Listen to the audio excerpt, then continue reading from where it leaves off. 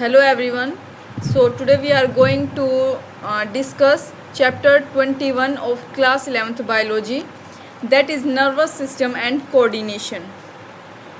तो नर्वस और एंडोक्राइन दोनों मिलाकर इंटीग्रेटिव सिस्टम को बनाते हैं। अब नर्वस और एंडोक्राइन में क्या डिफरेंस है? देखो, जो नर्वस होता है, नर्वस सिस्टम होता है, वो पॉइंट टू पॉइंट होता है, यानी एंड टू एंड, ठीक है। फास्ट होता है, शॉर्ट लिव्ड होता है और इम्पल्स जनरेट करता है, यानी एक्शन पोटेंशियल और इम्पल्स जनरेट करता है हमारा नर्वस सिस्टम। एंडोक्राइन की बात करें तो वो वाइड होता है। देखो, नर्वस तो पॉइंट टू पॉइंट था, एक पॉइंट ये point two point, endocrine wide, ठीक है। और ये स्लो होता है और हार्मोन्स जो हैं इसका हार्मोन्स के द्वारा इसका कंडक्शन होता है, ठीक है। एंडोक्राइन ग्लैंड जो है हार्मोन्स को सिक्रीट करते हैं और उसी का रेगुलेशन करते हैं। बात करें कि neural system better organise in insect. जो न्यूरल सिस्टम है, अब इंसेक्ट में वो कैसा होता है उसकी बात करें, वो with a number of ganglia and neural tissue.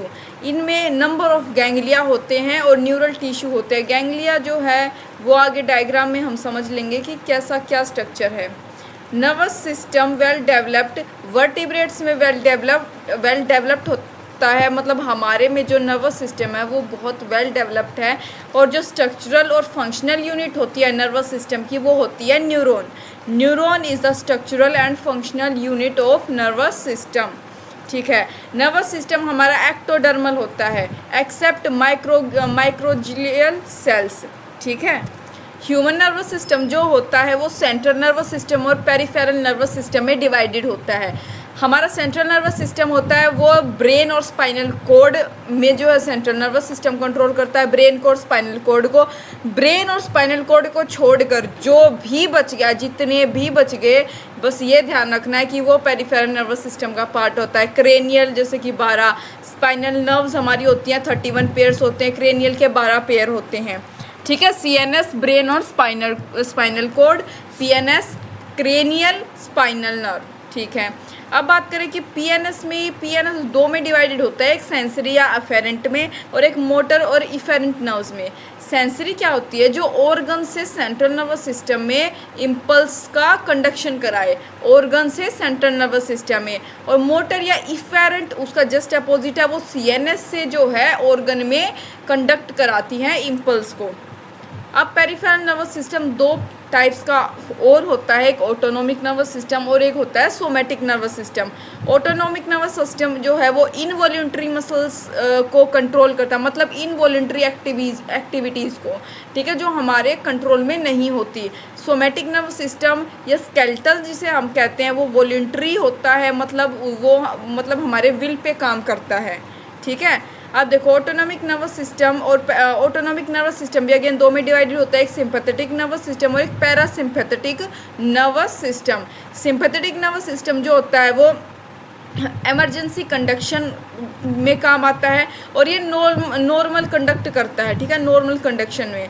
और ये क्या है? Sympathetic nervous system emergency conduction के दौरान और कंज्यूम ATP, ये ATP को कंज्यूम करता है, ठीक है। और नॉर्मल कंडक्शन में कोई ATP खर्च नहीं हो रही, सिर्फ कंजर्व करेगा ATP को, सिर्फ कंजर्व करता है ATP को।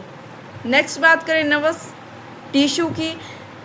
नर्वस टिश्यू में ये सारा देखने से पहले हम डायग्राम पे आ जाते हैं, पर थोड़ा सा चलो इसका बेसिक पहले ले ही लेते हैं। जो न्यूरॉन होता है, नर्वस टिश्यू दो में डिवाइडेड होता है, एक न्यूरॉन में, एक न्यूरोग्लियल सेल्स में। न्यूरॉन और न्यूरोग्लियल सेल्स। न्यूरॉन में एक सेल बॉडी, साइटोन, सोमा, पैराकैरियोन, ये सारे इसके नाम है। साइटोन सबसे पॉपुलर है, साइटोन से आगे हम इसको डिनोट करेंगे। और सेल बॉडी के बाद एक प्रोसेस में डिवाइड होते हैं जिन्हें हम न्यूरिटीज़ कहते हैं। और जो न्यूरिटीज़ होते हैं वो भी दो में डिवाइड होती हैं, एक हमारे डेंड्रोन में और एक हमारे एक्सोन में। डेंड्रोन एक भी हो सकते हैं, एक से ज़्यादा भी हो सकते हैं।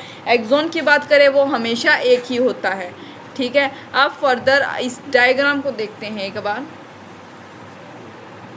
ये देखो, ये जो ऊपर वाला पोर्शन है ये, ठीक है, डायग्राम इतना क्लियर नहीं है, आप अपनी NCERT की बुक साथ में खोल कर बैठे। ये जो है हमारा, इसको हम साइटोन या सेल बॉडी से डिनोट कर रहे हैं। और ये लॉन्ग जो है, लॉन्ग एरिया हमारा, ये है हमारा एक्सोन। ठीक है, ये हमारा साइटोन, ये हमारा एक्सोन। अब देखो साइटोन में जो जो चीज़ प्रेजेंट है और एब्सेंट है उसे ही मैंने यहाँ लिख रखा है। एक्सोन में एब्सेंट और प्रेजेंट जो भी है वो मैंने यहाँ पे लिख रखा है। उसके बाद यहाँ मैंने इनकी लेबलिंग की है। समझाने के लिए मैं पहले बता दे रही हूँ कि कहाँ क्या लिखा हुआ है। कभी ये देख के आप थोड़ा सा टेंस्ड हो जाओ कि ये इतना कुछ कैसे आ गया, एनसीईआरटी की बुक में तो नहीं है। डेंड्रोन के बारे में मैंने सारी इन्फॉर्मेशन यहाँ लिख रखी है। अब देखो सबसे पहले एक न्यूक्लियस होता है हमारे साइटोन में। ठीक है, ये न्यूक्लियस। ठीक है, उसके बाद ये हमारा न्यूक्लियस है। अब देखो न्यूक्लियस के बाद यहाँ पे जो है ये हमारा साइटोन है पूरा। इसको अगर हम कहें तो साइटोन में हमारा जो न्यूरोफाइब्रल्स हैं वो प्रेजेंट होते हैं। न्यूरोफाइब्रल्स जो होते हैं उनकी वजह से ग्रे कलर होता है। ठीक है, जो हमारे साइटोन या सेल बॉडी का जो ऊपर का पोर्शन है इसका कलर ग्रे होगा। सेल ऑर्गेनील्स इसमें प्रेजेंट होंगी, neurofibrils present, cell organelles present. Centriole इसमें एब्सेंट होगा। सेंट्रियोल जो है साइटोन में एब्सेंट होता है। पावर ऑफ डिवीज़न एब्सेंट होगी या फिर बहुत कम होगी। नीजल्स ग्रैन्यूल्स जो ये अंदर होता है, ऐसे ये अपना फ्लूइड सा कुछ होता है, इसे हम नीजल्स ग्रैन्यूल्स कहते हैं, ये प्रेजेंट होता है। ये हमारे जो निकले हुए हैं ये हैं हमारे डेंड्रोन। ठीक है, डेंड्रोन या डेंड्राइट्स जिसे हम कहते हैं। उसके बाद यहाँ ये होता है हमारा एक्सोन हिलोक या फिर ट्रिगर जोन। इसका क्या काम है, मतलब अगर कोई भी इम्पल्स या ठीक है इम्पल्स हो रहा है, कंडक्ट हो रही है, इंफॉर्मेशन कोई भी यहाँ से आ रही है, तो अगर इस ट्रिगर जोन को उसने क्रॉस कर लिया तो मतलब जो है इम्पल्स जनरेट होगी, मतलब वो इंफॉर्मेशन आगे चली गई। अब मतलब ये ऐसा जोन है कि इससे आगे अगर हमने कुछ भी कंडक्ट हो गई ना हमारी इंफॉर्मेशन, तो मतलब वो जो है उसका रिस्पॉन्स होगा ही, उस स्टिमुली का रिस्पॉन्स आएगा ही। अगर इससे इसके पीछे है तो तब तक स्टिमुली का रिस्पॉन्स नहीं आ रहा है, और ट्रिगर जोन को क्रॉस करते ही उस स्टिमुली का रिस्पॉन्स जनरेट होता है। ठीक है, अब ये डेंड्रोन्स मैंने बता दिया साइटोन के बारे में। ये पूरा ऊपर का एरिया था। सेल बॉडी की बात कर ली। साइटोन में क्या क्या था, न्यूरोफाइब्रल्स थे, ग्रे कलर होता है जिसकी वजह से सेल ऑर्गेनील्स प्रेजेंट है। सेंट्रियोल एब्सेंट होता है, power of division absent, Nissl's granules होते हैं, न्यूक्लियस होता है। एक्सोन हिलोक के बारे में पढ़ लिया जिसे हम ट्रिगर जोन भी कहते हैं। बात करें डेंड्रोन की, डेंड्रोन में ब्रांचेज होती हैं। देखो ये ब्रांचेज होती है जिन्हें हम डेंड्राइट्स भी कहते हैं। रिसेप्टर प्रेजेंट होते हैं हमारे डेंड्रोन में। ठीक है, सेंट्रीपिटल, सेंट्रीपिटल का क्या मतलब होता है कि बाहर से अंदर की तरफ जब जनरेट होंगे हमारी कोई भी स्टिमुली, कोई भी इम्पल्स कंडक्ट हो रही है तो वो अंदर की तरफ आएगी, सेंटर की तरफ। सेंटर से फिर ये हमारे एक्सोन को क्रॉस करते हुए हमारे यहाँ वेसिकल्स में चली जाती है। तो सेंट्रीपिटल का मतलब है अंदर की तरफ। न्यूरोफाइब्रल्स प्रेजेंट होते हैं। ठीक है, तभी तो ग्रे कलर ना, इस एरिया का तो ग्रे कलर होगा। यहीं पे डेंड्रोन है, यहीं पे यही हमारी साइटोन सेल बॉडी है। नीसल ग्रैन्यूल्स भी प्रेजेंट होते हैं यहाँ पे। ठीक है, इंटरनल कंडक्शन, यहाँ से इंटरनल कंडक्शन का मतलब है कि इंटरनली तो हमारी जो है स्टिमुली कंडक्ट हो रही है ना, इन्फॉर्मेशन आगे पास हो रही है अंदर की तरफ, बाहर से तो कुछ हो ही नहीं रहा, राइट। उसके बाद नीसल राइबोसोम्स होते हैं और रफ एंडोप्लाज्मिक रेटिकुलम। राइबोसोम्स जो हमारे प्रोटीन के सिंथेसिस में काम आते हैं। ठीक है, तो नीसल्स ग्रैन्यूल्स यानी ये अंदर वाले एरिया में हमारे राइबोसोम्स है, आर रफ एंडोप्लाज्मिक रेटिकुलम। अब देखो ये हमारा होता है, ये आउटर लेयर, आउटर कवरिंग जो होती है एक्सोन की, ये हमारी से हम कहते हैं न्यूरिलिमा। ठीक है, न्यूरिलिमा। उसके बाद लेयर इसको बाद में देखेंगे, पहले आप ये देखो, नॉर्मल चीज़ देखो। ठीक है, हमारी माइलिन शीथ होती है। ठीक है, ये ऐसे ऐसे लगे होते हैं। ये ऊपर वाली कवरिंग को अभी भूल जाओ, बस ये नीचे वाला ध्यान रखो। ठीक है, ये नीचे वाला, नीचे जो मैंने एक कवरिंग कर रखी है, ये माइलिन शीथ होती हैं। ठीक है, एक्सोन के ऊपर माइलिन शीथ लगी होती हैं जो डिसकंटिन्यू होती हैं, मतलब इरेगुलरली अरेंज्ड होती हैं। वाइट कलर की होती है, जिसके यहाँ पे ग्रे कलर, यहाँ पे वाइट कलर होता है। इंसुलेटर होती है। ठीक है, फॉस्फोलिपिड की बनी होती हैं।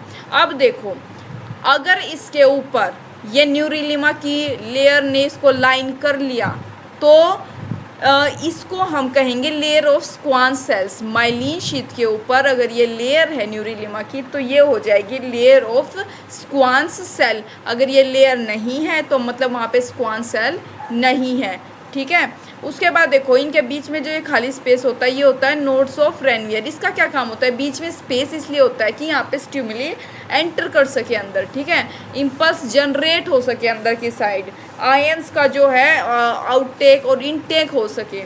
एक्सोन में देखो क्या क्या ये लार्जेस्ट होती है, नीजल्स ग्रेन्यूल्स यहाँ पे एब्सेंट हो रहे हैं, आप देख पा रहे हो यहाँ पे कोई नीजल्स ग्रेन्यूल्स नहीं है, और न्यूरोफिब्रिल भी यहाँ प्रेजेंट होता है, सेंट्रीफ्यूगल होता है। सेंट्रीपिटल और फ्यूगल में क्या डिफरेंस, सेंट्रीपिटल मैंने बता अंदर की साइड आएगा, अब सेंट्रीफ्यूगल क्या है, न्यूक्लियस से दूर लेके जा रहा है तो ये क्या हो गया सेंट्रीफ्यूगल, न्यूक्लियस के पास था तो सेंट्रीपिटल।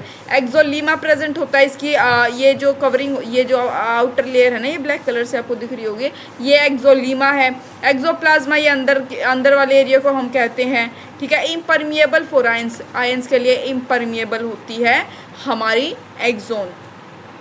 अब इस एरिया में देखो ये है हमारे वेसिकल्स, ठीक है, ये अंदर जो दिख रहे हैं आपको ये वेसिकल्स हैं, ठीक है। ये है हमारी टीलोडेंड्रिया, इस एरिया को हम कहते हैं टीलोडेंड्रिया, ठीक है। ये हमारे सिनेप्टिक नोब्स हैं, ये ऐसे सिनेप्टिक नोब बटन लाइक जिसे हम कहते हैं, ये वेसिकल्स। वेसिकल्स के अंदर हमारा होता है न्यूरोट्रांसमीटर, एसिटिकोलाइन हमारा प्रेजेंट होता है इसमें न्यूरोट्रांसमीटर में, ठीक है। अब इस डायग्राम से समझो, ये है हमारा, ठीक है, एक्सोन का, एक्सोन दो एक्सोन है हमारे पास, ये हमारी माइलिन शीथ है, ठीक है, माइलिन, ये है हमारी माइलिन शीथ, ठीक है। अगर अब मैंने वही जो बात ऊपर बताई थी कि अगर इसके ऊपर ये कवरिंग है तो ये हमारी हो जाएगी, यानी स्क्वान सेल्स है, मतलब ये हमारे क्या है स्क्वान सेल्स। अगर इसके ऊपर ये कवरिंग, ये न्यूरिलिमा आ जाती है, देखो ये, हाँ सॉरी एक बात मैं हाँ ये मैंने बता दी थी शायद कि माइलिन शीट तो हमेशा प्रेजेंट होती है, डिफरेंस जो होता है वो हमारी स्क्वान सेल से आता है कि न्यूरोलिमा अगर उसके ऊपर प्रेजेंट है तो उसे हम माइलिनेटेड शीट कहेंगे या फिर लेयर ऑफ स्क्वान सेल्स हो जाएंगी। जैसा कि इसमें देखो माइलिन शीट दोनों में प्रेजेंट है, डिफरेंस आ रहा है न्यूरिलिमा का, ठीक है। न्यूरिलिमा जिसमें है, ठीक है, वो यानी स्क्वान सेल्स की लेयर है, वो क्रेनियल या हमारे स्पाइनल नर्व्स में प्रेजेंट होगी। बात करें नॉन माइलिनेटेड की, ठीक है, ये हमारे देखो माइलिनेटेड सिर्फ हमारी शीथ है, इसके ऊपर स्क्वान सेल्स की कवरिंग नहीं है, तो क्या होगी नॉन माइलिनेटेड ये कहलाएगी, ठीक है। ऑटोनोमिक या फिर सोमेटिक जो हमारा नर्वस सिस्टम था वो इसे कंट्रोल करेगा, और जो हमारा पैरासिम्पैथेटिक नर्वस सिस्टम था वो हमारी माइलिनेटेड शीथ को कंट्रोल करता है। न्यूरॉन्स जो हैं वो एक्साइटेबल सेल्स होते हैं जो डिटेक्ट करते हैं सेंसिटिविटी को, ठीक है। न्यूरॉन्स एक्साइटेबल सेल्स यानी रिसीव करने वाले सेल होते हैं जो डिटेक्ट करते हैं सेंसिटिविटी को। ट्रांजिट का एक ये दो टर्म है, ये समझो, ट्रांजिट का मतलब होता है कंडक्टिविटी, एक्साइटेबल का मतलब होता है रिसीव। माइलिनेटेड जो हमारा शीथ होगा वो वाइट मैटर का होगा, मैंने बताया था नीचे का वाइट मैटर। नॉन माइलिनेटेड जहाँ पे स्क्वान सेल्स एब्सेंट होंगी वो होता है हमारा ग्रे मैटर। ये देखो ये अंदर का मैटर वाइट कलर का, बाहर का ग्रे कलर का, ये ऐसा कहाँ देखने को मिलता है हमारा सेरिब्रम में और सेरिबेलम में, ठीक है, ब्रेन में। ये अंदर ग्रे हो बाहर वाइट हो, ये midbrain, spinal cord, pons और मेडुला ओब्लिगेंटा में प्रेजेंट होता है। अब देखो ये चीज़ देखो, ये है हमारी जो